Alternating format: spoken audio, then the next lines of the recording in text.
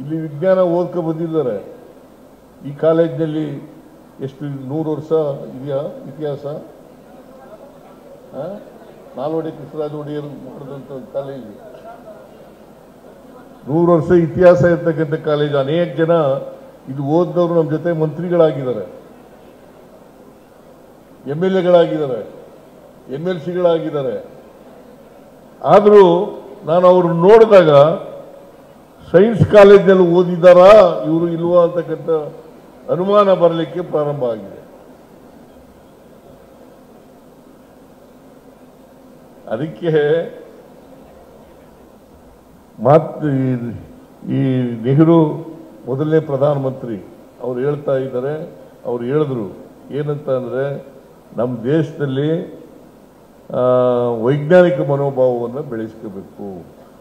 ಅನೇಕ ನಮ್ಮ ವ್ಯವಸ್ಥೆ ಬದಲಾವಣೆ ಆಗಬೇಕಾದ್ರೆ ನೀವು ವೈಜ್ಞಾನಿಕ ಮನೋಭಾವವನ್ನು ಬೆಳೆಸ್ಕೊಂಡಾಗ ಮಾತ್ರ ಬದಲಾವಣೆ ಆಗಲಿಕ್ಕೆ ಸಾಧ್ಯ ಆಗ್ತದೆ. ಇದನ್ನು ಬೆಳೆಸ್ಕೊಳ್ಳದೆ ಹೋದರೆ ನಾವು ವಿಜ್ಞಾನದ ವಿದ್ಯಾರ್ಥಿಗಳಾಗಿ ಪ್ರಯೋಜನ ಆಗೋದಿಲ್ಲ ಅಂತಕ್ಕಂಥ ಮಾತುಗಳನ್ನು ಹೇಳಲಿಕ್ಕೆ ಬಯಸ್ತಾ ಇದ್ದೇನೆ. ಅನೇಕ ಜನ ವಿಜ್ಞಾನಿಗಳಾಗಿದ್ದಾರೆ, ಸೈನ್ಸ್ ಗ್ರಾಜ್ಯುಯೇಟ್ಗಳಾಗಿದ್ದಾರೆ, ಡಾಕ್ಟರ್ಗಳಾಗಿದ್ದಾರೆ, ಇಂಜಿನಿಯರ್ಗಳಾಗಿದ್ದಾರೆ. ಬಟ್ ಅವ್ರು ಯಾರೂ ಕೂಡ ಮೂಢನಂಬಿಕೆಗಳಿಗೆ ಬಲಿಯಾಗಿ ಆ ಮೂಢನಂಬಿಕೆಗಳನ್ನು ಇನ್ನೂ ತ್ಯಜಿಸ್ತಕ್ಕಂಥ ಪ್ರಯತ್ನವನ್ನು ಮಾಡದೇ ಇರತಕ್ಕಂಥದ್ದನ್ನು ನಾವು ನೋಡ್ತಾ ಇದ್ದೇವೆ.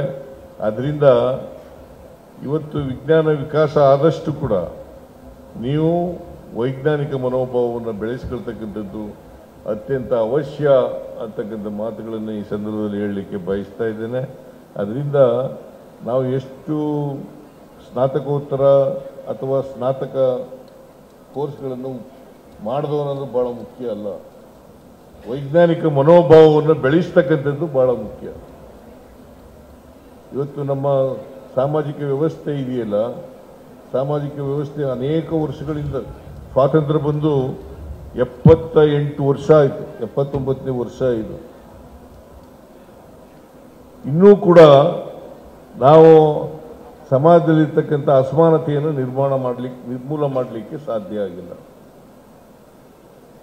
ಸಮಾಜದಲ್ಲಿ ಇವತ್ತು ಅಸಮಾನತೆ ಇದೆ. ಅಸಮಾನತೆ ಹೋಗದೆ ಹೋದರೆ ಜಾತಿ ಹೋಗಲ್ಲ, ಜಾತಿ ಹೋಗದೆ ಹೋದರೆ ವೈಜ್ಞಾನಿಕ ಮನೋಭಾವ ಬೆಳೆಯಲ್ಲ, ಸಮಾಜ ನಿರ್ಮಾಣ ಆಗಲಿಕ್ಕೆ ಸಾಧ್ಯ ಆಗಲ್ಲ, ಮತ್ತೆ ಎಲ್ಲರೂ ಕೂಡ ಮುಖ್ಯವಾಗಿ ನೀವು ಬರಲಿಕ್ಕೆ ಸಾಧ್ಯ ಆಗಲ್ಲ. ಇದಕ್ಕೋಸ್ಕರ ನಮ್ಮ ಸರ್ಕಾರ ಅನೇಕ ಕಾರ್ಯಕ್ರಮಗಳನ್ನು ಹಮ್ಮಿಕೊಂಡಿದ್ದೀವಿ. ಇವತ್ತು ಅನೇಕ ಭಾಗ್ಯಗಳನ್ನು ಕೊಟ್ಟೆ ನಾನು. ಆ ಭಾಗ್ಯಗಳು ಉದ್ದೇಶ ಏನಪ್ಪ ಅಂತಂದರೆ ಅಸಮಾನತೆ ಹೋಗ್ಬೇಕು. ಗ್ಯಾರಂಟಿ ಯೋಜನೆಗಳನ್ನು ಕೊಟ್ಟು ಉದ್ದೇಶ ಏನಪ್ಪ ಅಂತಂದರೆ ಅಸಮಾನತೆ ಹೋಗ್ಬೇಕು. ಅಸಮಾನತೆ ಹೋಗದೇ ಜಾತ್ಯತೀತ ಸಮಾಜ ನಿರ್ಮಾಣ ಮಾಡಲಿಕ್ಕೆ ಸಾಧ್ಯ ಆಗಲ್ಲ. ನಮ್ಮ ಗುರಿ ಇರ್ತಕ್ಕಂಥದ್ದು ಜಾತ್ಯತೀತ ಸಮಾಜ, ಸಮಾಜ, ಎಲ್ರಿಗೂ ಸಮಾನವಾದಂಥ ಅವಕಾಶಗಳು ಸಿಗ್ತಕ್ಕಂಥದ್ದು ಆಗಬೇಕು.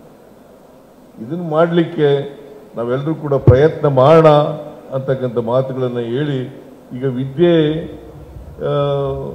ಬರಬೇಕಲ್ಲ. ಒಂದು ಕಾಲದಲ್ಲಿ ವಿದ್ಯೆ ಕಲಿತಕ್ಕಂಥ ಅವಕಾಶ ಇರಲಿಲ್ಲ. ನಿಮ್ಮ ಹಿಂದಿನ ಜನರೇಷನ್ ವಿದ್ಯೆ ಕಲಿತಕ್ಕಂಥ ಅವಕಾಶ ಇತ್ತ? ನನಗೆ ಇರಲಿಲ್ಲ, ನಮ್ಮ ಹಿಂದಿನ ಜನರೇಷನ್ ಇರಲಿಲ್ಲ. ನಾನು ವಿದ್ಯಾವಂತನಾದೆ. ನಾವು ವಿದ್ಯಾವಂತನಾದ್ರಿಂದ ಮುಖ್ಯಮಂತ್ರಿ ಆಗಲಿಕ್ಕೂ ಸಾಧ್ಯ ಆಯಿತು. ಒಂದು ವೇಳೆ ವಿದ್ಯಾವಂತನಾಗದೆ ಹೋಗಿದ್ರೆ ನಾವು ಮುಖ್ಯಮಂತ್ರಿ ಆಗ್ತಾ ಇರಲಿಲ್ಲ.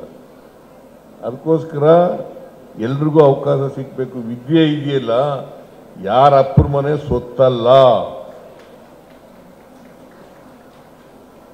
ಅವಕಾಶ ಸಿಗಬೇಕು ಅಷ್ಟೇನೆ.